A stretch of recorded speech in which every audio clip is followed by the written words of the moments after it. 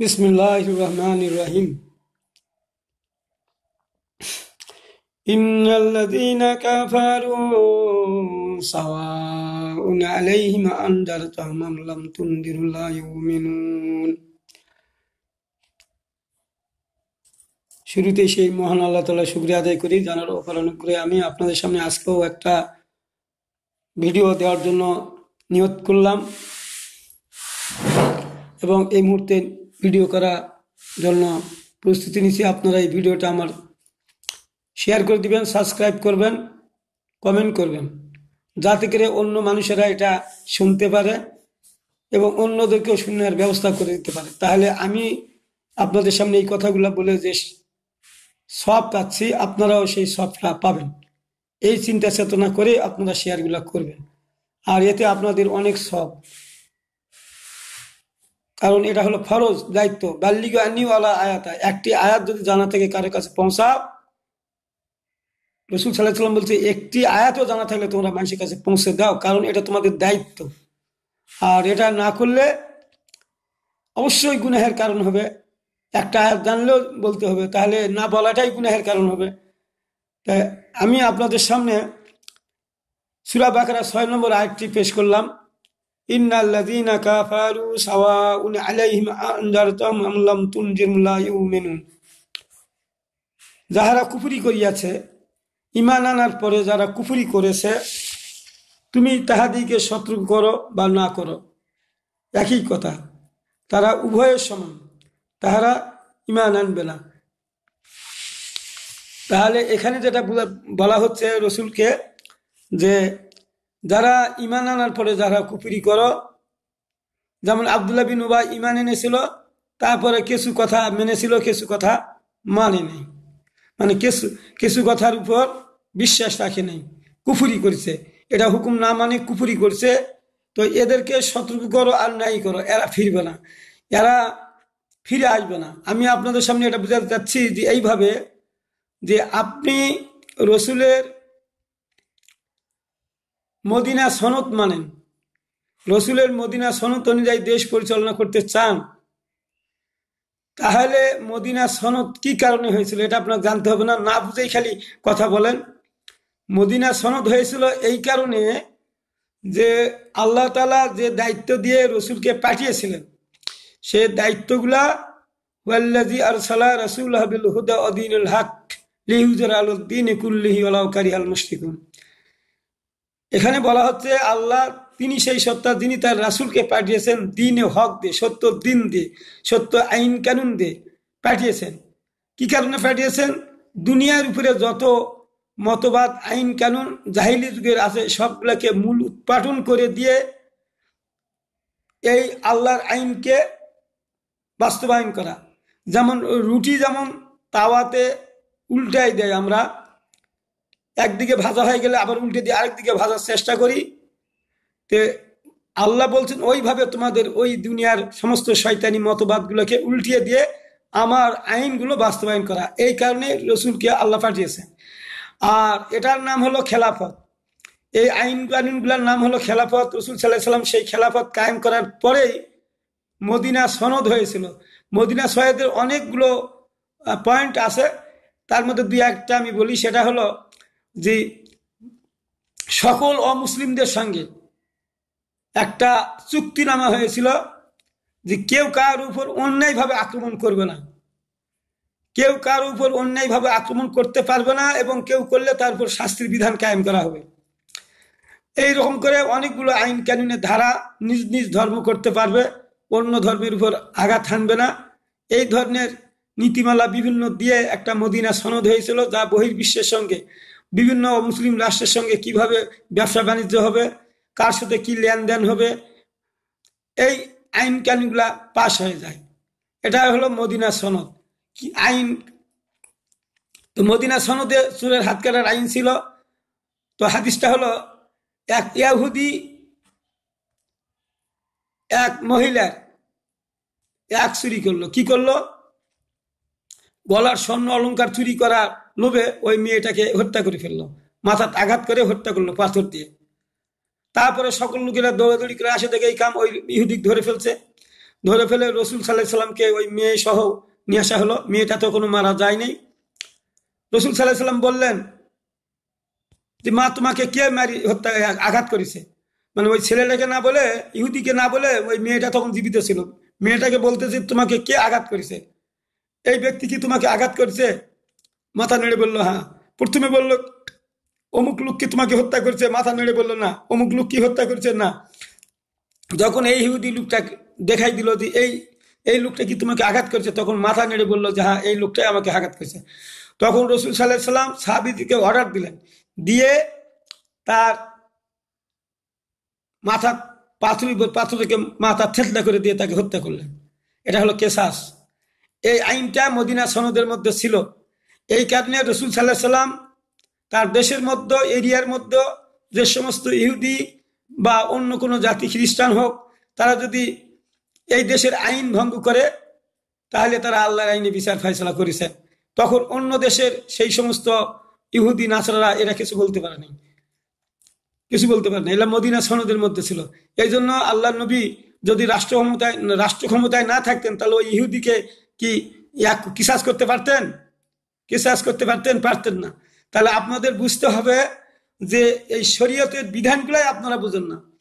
যেমন আমি আপনাদের সামনে আরো একটা আয়াত বলি, যে অনেক সময় আমরা বলি যে আপনারা পুরোপুরি ইসলাম মানেন না, মেনে চলেন না, তারপরেও আপনারা মনে করেন যে রসুল যদি খালি একবার এক করে জানাজা পড়ায় তাহলে আমাদের সব গুনাহ মাফ হয়ে যাবে। ধারণা আমরা করি রসুল যদি কাউকে দাফন করায় সে জান্নাতি, রসুল যদি কাউকে সুপারিশ করে সে জান্নাতি, এরকম কথা আমরা বলে থাকি। এটা আমিও বলেছি, আপনারা বলছেন, সবাই বলি আমরা। কিন্তু বাস্তবে এখন যেটা দেখা যাচ্ছে যে ফামা তানপাউহুম শাফাতুস শাফিন, কি কারণে সুপারিশকারীদের সুপারিশ কবুল হবে না, সেই কারণটার একটা আয়াতটা আমি দিই। সূরা তওবার 9 হিজরিতে এই আয়াত নাজিল হয়, ইস্তাগফিরু লাহুম আও লা তাস্তাগফিরু লাহুম, তুমি উহাদের জন্য ক্ষমা প্রার্থনা করো আর নাই করো একই কথা। ইন তাস্তাগফিরু লাহুম ৭০ মাররাতান ফালা ইয়াগফিরুল্লাহু লাহুম, তুমি ৭৭ বার তাদের জন্য ক্ষমা চাইলেও আল্লাহ তাহাকে ক্ষমা করিবেন না। আল্লাহ বলছে তুমি যদি ৭৭ বারও তাদের জন্য ক্ষমা প্রার্থনা করো, তার জন্য আমি আল্লাহ তাকে ক্ষমা করব না। রসুলকে আল্লাহ বলছেন, রসুলকে বলছেন হে রসুল, এটা হলো আব্দুল্লাহ বিন উবাই মারা যখন যায়, উবাই ইবনে সুলুল যখন মারা যায়, তার ছেলে রসুলের কাছে যাই বলল যে হে আল্লাহর নবী, আমার পিতার জানাজাটা পড়ান আর আপনার গায়ের কোপ্তাটা দেন, আমি তাকে কাফনের কাপড় দিব, আর আপনি যদি আমার পিতার জানাজা পড়ান তাহলে অবশ্যই আমার পিতা জান্নাতি হবে। কাপড় যেদুল দেন, এই কাপড় যেদুল আপনার কাপড় যেদুল থাকে আমার পিতা রেখে, তাহলে আমার পিতা অবশ্যই জান্নাতি হবে। এই চিন্তা চেতনা করে রসুল সাল্লাল্লাহু আলাইহি সাল্লাম 9 হিজরির কথা যখন জানাজা পড়াতে গেলেন, তখন আল্লাহ বলছে হে রসুল, তুমি তার জন্য ক্ষমা প্রার্থনা করো আর না করো একই কথা। তুমি ৭৬ বার ক্ষমা প্রার্থনা করলেও আমি আল্লাহ তাকে ক্ষমা করব না। তাহলে রসুলের সুপারিশ কি গ্রহণ করা হলো? বলেন, রসুলের সুপারিশ কি আল্লাহ মেনে নিলেন?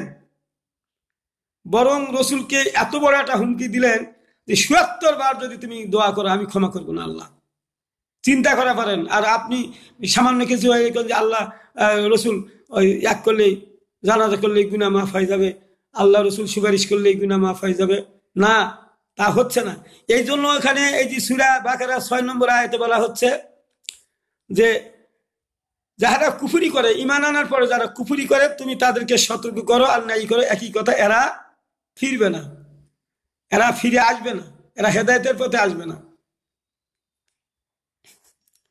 তাহলে এখন অনেক ভাই আমি দেখি ইউটিউবে কথা বলেন, আলেম ওলামারা, কোন আলেম বলছেন যে কোরআনের মধ্যে কোনো জায়গা সুপারিশের কথা, রসুল সুপারিশ করবেন এই কথা বলা হয়নি।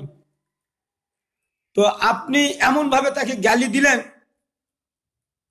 যে গালিটা একজন আলেম হয়ে আরেক আলেমের উপর এইরকম কথা বলা কেমন? এটা এটা একটা দুনিয়ার নিয়মই একটা হলো মূর্খতা, সভ্যতার লঙ্ঘন, আদব কায়দার লঙ্ঘন। কথা বলার একটা সিস্টেম থাকতে হবে। হ্যাঁ, আপনি কোরআন খুঁজে দেখেন, উনি একটা কথা বলছেন, আপনি খুঁজেন, খুঁজে দেখে যদি নাই থাকে তাহলে আপনি গালাবেন কেন না? আর আপনি খুঁজেই দেখলেন না, আর বলার সঙ্গে সঙ্গে আপনি করলেন, এটা তো আমাদের মুখের কথা। রসুল সুপারিশ করলে সব গুনাহ মাফ হয়ে যাবে, এগুলো তো আমাদের কথা। এখানে কোরআন কি বলছে? আল্লাহ তাকে সতর্ক করে দিলেন, তুমি 1000 বার 76 বার প্রার্থনা করলো, সুপারিশ করলো আমার কাছে। প্রার্থনা মানে কি? আল্লাহর কাছে সুপারিশ করা। দোয়া মানে কি? আল্লাহর কাছে সুপারিশ চাওয়া, যে আল্লাহ আপনি ক্ষমা করে দিন, মাফ করে দিন, আল্লাহ আমাকে এক করে দিন, অমুক ব্যক্তিকে মাফ করে দিন, অমুক অমুক ব্যক্তি ভালো, এই তো সুপারিশ করা। তা আল্লাহ রসুলকে বলছে যে তুমি 76 বার তার জন্য ক্ষমা প্রার্থনা করলে আমি আল্লাহ ক্ষমা করবো না। কিন্তু অথচ আব্দুল্লাহ বিন উবাইর অপরাধটা কি ছিল? নামাজ রোজা সবই করেছে, নামাজ রোজা সব করার পরেও রসুল সাল্লাল্লাহু আলাইহি ওয়াসাল্লামের দোয়া তার উপর কবুল হলো না কেন? আপনাদের বুঝতে হবে না যে জিহাদ যুদ্ধগুলাকে অস্বীকার করেছে, আইন কানুনকে অস্বীকার করেছে। ওই জাহিলি যুগের আইনের প্রতি বিশ্বাসী ছিল, নামাজ রোজা এগুলা সব কিছু করবে। রসুলের ব্যক্তিগত জীবনের আমলগুলো সব করেছে। রসুলের সামাজিক জীবনের আইন, রসুলের পারিবারিক জীবনের আইন, রাষ্ট্রীয় আইনগুলো রসুল সাল্লাল্লাহু আলাইহি ওয়াসাল্লাম যেগুলা করছে এগুলা মানে নাই। এই কারণে আব্দুল্লাহ বিনের ওই নামাজ রোজা তার কোনো কাজে আসে নাই। আপনারা যারা আমরা নামাজ রোজা করি, আল্লাহর আইন যদি না মানি, তাহলে আব্দুল্লাহ বিন উবাই যে অপরাধ করলো, আমরা কি সেই অপরাধী হব না? আমার একটা কথা বারবার মনে পড়ে, আমাদের মুসলমানদের মধ্যে, রসুলের উম্মতের মধ্যে 73 দল হবে, রসুল বলেছে, এই কথা সঠিক বলেছে।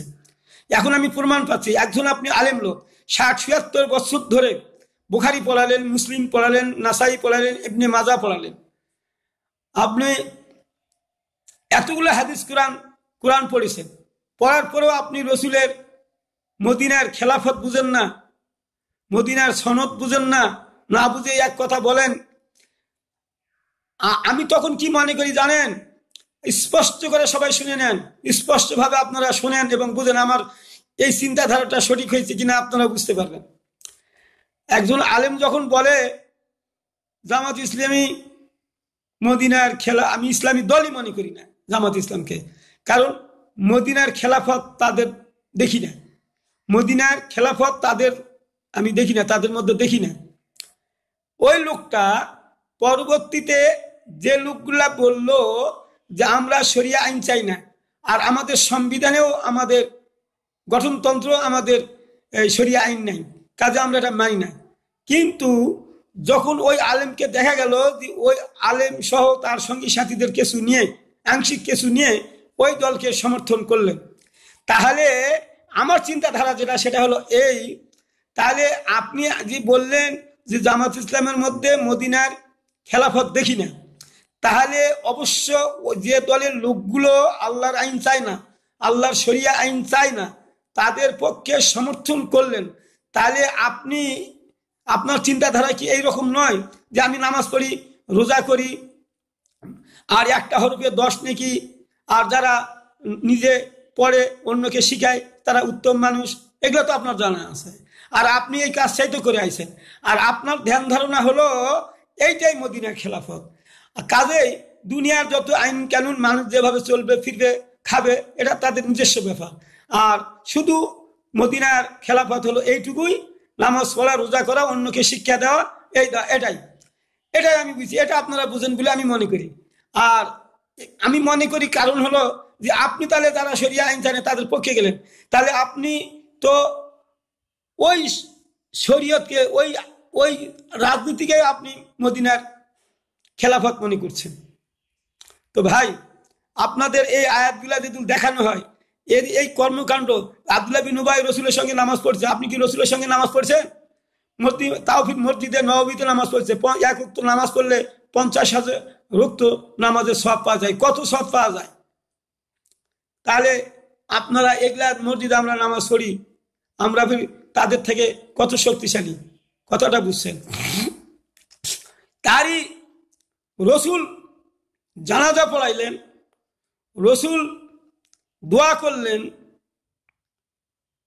তারপরে উমর বাধা দিয়েছিল, উমরের রসুল বাধা শোনেন নাই, এই কারণে শোনেন নাই যে এটার মধ্যে বলা হয় যদি তুমি প্রার্থনা করো আমি কবুল করবো না, নিষেধ করা হয়নি যে রসুল তুমি পড়াচ্ছ, এটা পড়ালে তোমার গুনাহ হবে, এ কথা বলা হয়নি। এখানে বলা হয়েছে যে রসুল তুমি তার জন্য ক্ষমা প্রার্থনা করো না করো একই কথা, তুমি ৭৬ বার ক্ষমা করলো আমি ক্ষমা করবো না, রসুলকে একবারে নিষেধ করা হয়নি। তো এখন কবর দেওয়ার পরেও রসুল সাল্লাল্লাহু আলাইহি সাল্লামের হয়তো খেয়াল হয়েছে পরে যে আমি তো সবই করলাম, আমার সঙ্গে নামাজও পড়ছে, তো তার গায়ে থেকে কবর দেওয়া হয়েছে, তোকে দেয় খোঁড়ো কবর খোঁড়ো, কবর খোঁড়ো, কবর খোঁড়া হলো। তারপরে তার লাশটা রসুল কবরে নামলেন, তার মাথাটা রসুলের হাঁটুর উপরে নিলেন, নিয়ে তার মুখে লালা দিয়ে তার সমস্ত শরীরটা মুছাই দিলেন, তারপরে কবর দিলেন। তারপরেও তার গুনাহ মাফ হচ্ছে না, মুখের লালা দিয়ে হচ্ছে না। কেন? আমরা অনেক হাদিস দেখি নাই যখন রসুল যখন অজু করে তার পানিটা গাউত মাকে সবাই, এটাও তো হাদিস আছে, রসুল যখন কোনো থুক ফেলায় থুকটা সবাই তুলে নিয়ে মুখে মণ্ডলে মাসহু করে। আবার আমরা শুনেছি যে রসুলের মুখের লালা যেখানে লাগে সেখানে আগুনে পুড়বে না, সেখানে কোনো জিনিস কাটবে না। তাহলে এই লোকটা রসুলের পিছনে থাকলো, রসুল তাকে এত সেবা যত্ন করলো, কবরে গেল, আর পরে আল্লাহ বলছেন 84 নম্বর আয়াতে সূরা তওবার, হে রসুল এই ধরনের লোক যদি মারা যায় তাদের কবর পাশে দাঁড়াবে না, তাদের জন্য জানাজার নামাজ আদায় করবে না, তোমার জন্য এটা শোভনীয় নয়। এখন পরবর্তীতে রসুল আর কারো এই আইন পাশ হলো নবম হিজরিতে, নবম হিজরিতে আইন পাশ হয়ে গেল এই ধরনের মুনাফেকদের জানাজার নামাজ পড়া নিষিদ্ধ হয়ে গেল। তো এখন আমরা যে তাদের জানাজা পড়ি নামাজ পড়ি এই কারণে, ওই যে একটা হাদিস রসুল বলছে যে যদি আমরা জানাজাও না করি তাহলে লোকটা, তাহলে তো কেউ আর ধরে কেউ তো কবর দিবে না, কবর না দিলে তো লাশটা উপরে থাকবে, উপরে থাকলে তো গন্ধ করবে, এক করবে, আবার একটা এক হবে। সেই জন্য রসুল বলছে যে তোমরা তাকে দাফন করো, কিভাবে করবে করো, ওটা কোনো নির্দিষ্ট নেই, তোমরা তাকে এক করো, তোমরা কিভাবে করবে করো, তাকে উপর থেকে নিচে নামাই দাও। তাহলে এখন যেটা বোঝা যায় যে রসুলের সুপারিশও কোনো কাজে আসবে না যদি আপনি আল্লাহ এবং রসুলের কর্মকাণ্ডের সঙ্গে মিল হয়ে না করেন। আপনার নিজের চিন্তাধারায় অনুসরণ করে চললে আপনি রসুলের সুপারিশ তো করবেই না, বরং করলেও আল্লাহ কবুল করবেন না। আপনাদেরকে আমি বুঝাতে পারলাম কিনা জানি না, আপনারা বুঝবেন। আরো আয়াত দিচ্ছি, হাদিস আছে এর পিছনে, হাদিসও আছে এর পিছনে। তো এখানে আমি আরেকটু বলতে যাচ্ছি,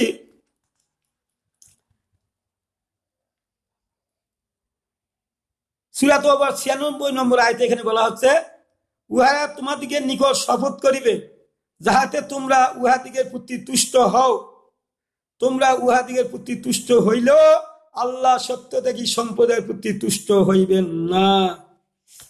মানে এখানে বলা হলো যেটা যখন রসুল সাল্লাল্লাহু আলাইহি ওয়াসাল্লাম তাবুক যুদ্ধ থেকে ফিরে আসলেন তখন যারা যুদ্ধে যায় নাই এরা অনেকগুলা কথা বলার চেষ্টা করলো যে আমরা এই কারণে যাই না, ওই কারণে এই সমস্যা ওই সমস্যা এই সমস্যা, না হলে আমরা যাইতাম, আমরা খুব চেষ্টা করেছি। এই কথাগুলা তারা উজুর হিসেবে আপনাদের সামনে তুলে ধরবে, আর আপনারা এই কথা শুনে সন্তুষ্ট হইলেও আমি আল্লাহ সন্তুষ্ট হব না। কথা বুঝতে পারলেন? এটার কথা হলো এইটা, এই আয়াতের অর্থ যে আল্লাহ বুঝাতে চাইলেন তাদের কথায় তোমরা সন্তুষ্ট হইলেও আমি আল্লাহ সন্তুষ্ট হইব না। তাহলে আল্লাহ, আমরা সন্তুষ্ট হয়ে কারো সুপারিশ করলেও আল্লাহ ওই সমস্ত লোকের প্রতি সন্তুষ্ট হবেন না। তার মানে আমাদের সুপারিশ কোনো কাজে আসবে না। ফামা তানপা উহুম সাফাতুস সাফিন, ফলে সুপারিশকারীদের সুপারিশ কোনো কাজে আসবে না, ফলে সুপারিশকারীদের সুপারিশ কোনো কাজে আসিবে না। এখন বুঝতে পারলেন? তাহলে আমরা আলেমগণ কেন কোরআনের আয়াতগুলোকে বিশ্লেষণ ব্যাখ্যা স্পষ্টভাবে না করার কারণেই, বরং বিপরীতমুখী ব্যাখ্যা করার কারণেই এই সমস্যার সৃষ্টি হয়েছে। আপনি একজন বড় আলেম মানুষ, আপনাকে অনুসরণ করে আমিও তো ভালো মনে করতাম, কিন্তু যখন আপনি দেখছি ওই দলের মধ্যে ঢুকে আপনি নমিনেশন নিয়েছেন ক্ষমতালোভী, এই ধরনের লোকগুলো হলো ক্ষমতালোভী। এই যে যারা বলে যে এই যে ক্ষমতা নেওয়ার জন্য যাচ্ছে, ক্ষমতা নেওয়ার জন্য যাচ্ছে। ক্ষমতা নেওয়ার জন্য তো আমরা যাবো, কেন রসুলও তো গিয়েছেন। রসুল যে সিস্টেমে গিয়েছেন আমরা সেই সিস্টেমে যাচ্ছেন। এখন বলবেন যে তখন তো ভোট ছিল না, ভোটও ছিল তখন, ভোটও ছিল তখন। কেমন করে? রসুল যখন মারা যায় তখন সকলে পরামর্শ করে আবু বকরকে বানাইলো না, পরামর্শটা তো ভোট সমর্থন। এখন পরামর্শ করতে যায় মেলা ক্যান্ডিডেট আছে 2-3 জন, এখন প্রকাশ্যে দিল আপনি ওইভাবে অনুমোদন দেন, তাহলে ওই যে লোকগুলা ওরও আশা আসলো যে ওই ক্ষমতায় যাবে, তাহলে তখন সমস্যা হবে। এই কারণে এখন সমস্যা হবে, এই মারামারি করবে, এই জন্য পরবর্তীতে আসে এই রকম গণ্ডগোল। তখনও তো গোপনে ওইটা সমর্থনটা, পরামর্শ সমর্থনটা ওইভাবে ভোটের মাধ্যমে গোপনে এটা বলা হলো, যে প্রকাশ্যে করে বললে শত্রুতার সৃষ্টি হচ্ছে, তাহলে এইভাবে করো। এটা হলো সিস্টেম। তো এখন বহুদিন দুনিয়া অতিবাহিত হয়েছে, রসুলের পরে মানুষের বুদ্ধি এক একটা হয়েছে। রসুলের সময় যদি এইরকম ঝঞ্ঝাট পয়দা হয়, রসুলের সময় যদি এরকম ঝঞ্ঝাটপূর্ণ হয়, উমরকে হত্যা করে নাই, উসমানকে হত্যা করে নাই, এরা হত্যা করেছে। তাহলে আপনাদের বুঝতে হবে না যে তখনও শত্রু ছিল, একদল শয়তানি লোক তো থাকবেই, তারা সবসময় জন্য অন্যের পক্ষে সত্যের বিরুদ্ধে তারা লড়াই করতে থাকবে। তাহলে ভোট তো তখনও ছিল, এখন আমরা প্রকাশ্যে দিচ্ছি। এখন যে পরামর্শ করে বসি, শুনবে কেউ কারো কথা? হাজার হাজার মানুষ শুনবে, কার ডাকে নিয়ে কিভাবে বসবেন আপনি? এটা তো সমস্যা। ওই পরামর্শ করে কোনোদিনই সমস্যার সমাধান নিতে পারবেন না। এক দলের লোক বলতেছে যদি এখনই যদি আওয়ামী লীগ বলে আমরা ক্ষমতায় গেলে আমরা এই ভোটের বিধান বাতিল করব, ভোটের বিধান বাতিল করব, এই নির্বাচন বাতিল করব, তাহলে আমরা তাকে ভোট দিব। অমুক দল যদি এটা করে আমরা তাদের পক্ষে যাব। তে আপনি বলতেছেন যে বিএনপি যদি বলে যে আমরা ক্ষমতায় গেলে আমরা এই একের বিধান রাখবো না, কিসের বিধান? নির্বাচন রাখবো না, ভোট রাখবো না। তে উনি কেন করে যাবেন ক্ষমতায়? এই যে আপনারা বলছেন যে উনি ক্ষমতায় গেলে কিভাবে ক্ষমতায় যাবেন? এই যে এখানে আপনারা তো প্রথমেই ভুল করলেন। এখন বিএনপি যাক, জামাত যাক, আওয়ামী লীগ যাক ক্ষমতায়, সেটা যাবে কিভাবে? আপনি তো গণতন্ত্রই মানেন না, তো যাবে কিভাবে বলেন? বলেন এখন, বলেন কে যাবে ক্ষমতায়? এখন নিরপেক্ষ সরকার আছে, এখন কে ক্ষমতায় যাবে বলেন? কিভাবে যাবে বলেন? আপনি পরামর্শ দেন। পরামর্শ দিচ্ছেন না কেন? পরামর্শটা দিচ্ছেন না এই কারণে যে ওটা কেউ শুনবে না আপনার কথা। তে আপনার যখন কথা শুনবে না, তাহলে আপনি ওয়াকাতিলুম হাত্তা লা তাকুনা ফিতনাতুন ওয়া ইয়াকুনা দ্বীনু কুল্লুহু লিল্লাহ, তোমরা তাদের বিরুদ্ধে সংগ্রাম অব্যাহত রাখো যতক্ষণ না দুনিয়া থেকে ফিতনা ফাসাদ উচ্ছেদ হবে, আল্লাহর জমিনে আল্লাহর আইন কায়েম না হবে, ততক্ষণ সংগ্রাম চলবে। আপনারা বসে আছেন কেন? সংগ্রাম চালান, বসে আছেন কেন? চেষ্টা করেন, বসে আছেন কেন? মুখ দিয়ে বললে আপনার কথা কে শোনে? রসুলের মুখের কথা শুনেছিল, সাহাবীদের মুখের কথা শুনেছিল, তাদের যুদ্ধ জেহাদ করতে হয় নাই, লড়াই করতে হয় নাই। আল্লাহ বলে নাই ওই জাতির অবস্থা আমি পরিবর্তন করি না, যে জাতি নিজের অবস্থা নিজেই পরিবর্তন করে।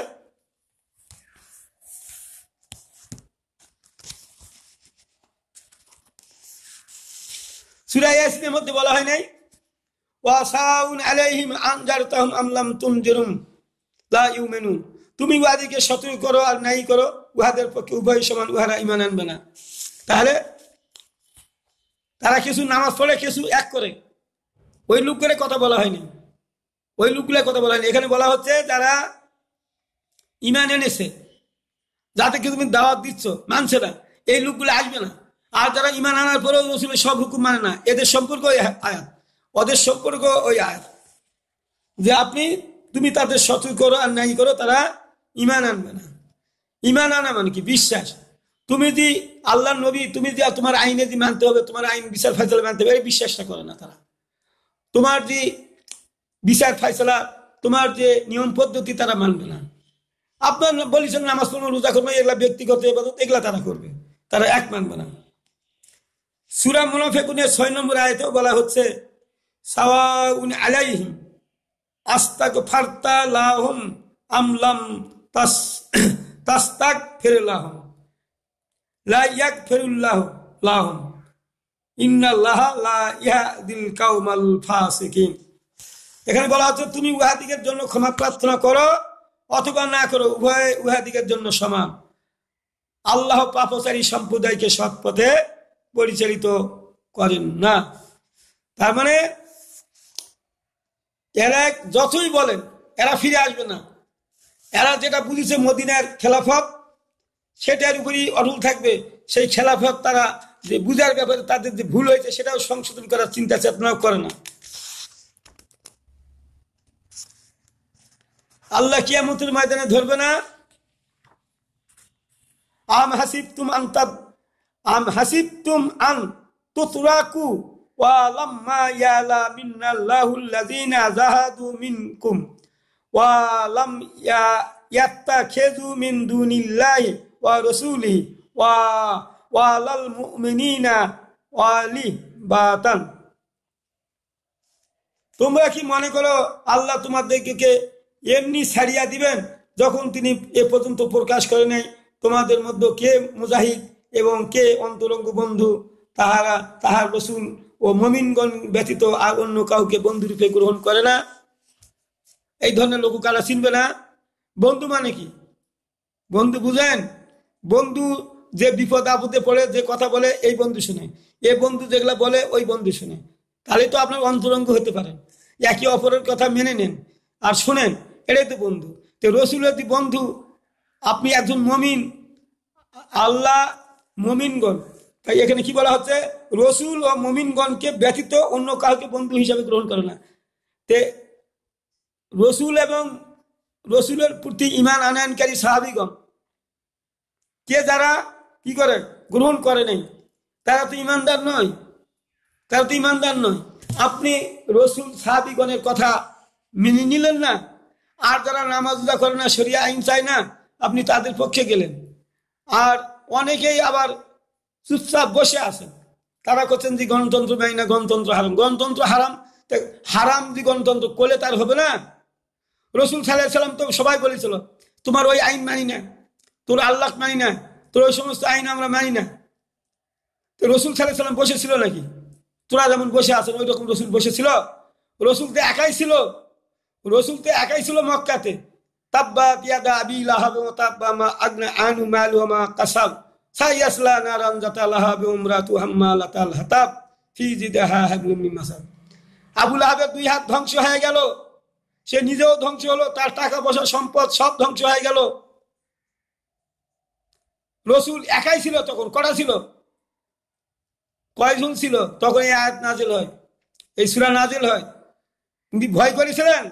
তে রসুলকে ভালোবাসেন, তা আপনারা ভয় করেন কেন? হাজার হাজার লোক আপনাদের পিছনে আসে, তো আপনারা এত লোক থাকার পরেও এই সত্য কথাটা বলার সাহস পান না?